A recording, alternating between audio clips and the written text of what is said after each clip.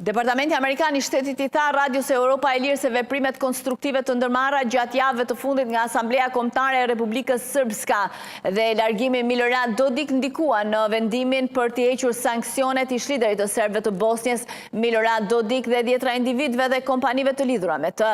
Dodik, presidenti i Aleancës së Socialdemokratëve të Pavarur, ishte sanksionuar 2 herë për shkak të shkeljes së marrëveshjes së Daytonit për paqe. Sanksionet ndaj tij, anëtarëve të familjes së tij, kompanive dhe bashkëpunëtorëve të tij të ngushtë u hoqën të mërkurën.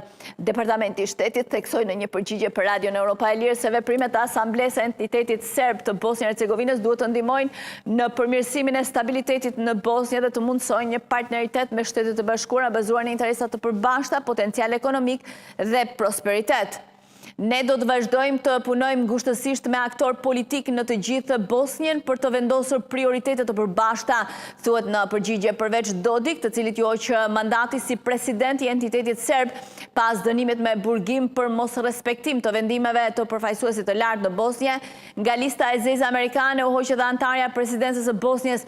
Željka Zvijanović dhe mbi 40 individ dhe subjekte juridike. Zyra amerikane për kontrollin e pasurive të huaja nuk dha shpjegime pse i hoqi ata nga lista e sanksioneve në njoftimin e saj të mërkurën. Me 18 tetor, Asamblea e Përgjithshme e Entitetit Serb e miratoi një ligj për shfuqizimin e të gjitha ligjeve që tashmë ishin shpallur të pavlefshme nga Gjykata Kushtetuese e Bosnjës. Ato përfshin ligjin për pronat e paluajtshme të përdorura për funksionimin e autoriteteve publike, ligjin për mos zbatimin e vendimeve të Gjykatës Kushtetuese të Bosnjës, ligjin zgjedhor të Republikës Srpska, ligjin për ndalimin e autoriteteve institucionale jashtëkushtetuese në Bosnjë, ligjin për ndryshimet në Kodin Penal të Republikës Srpska dhe ligjin për Këshillin e Lartë Gjyqësor dhe Prokurorial të Republikës Srpska.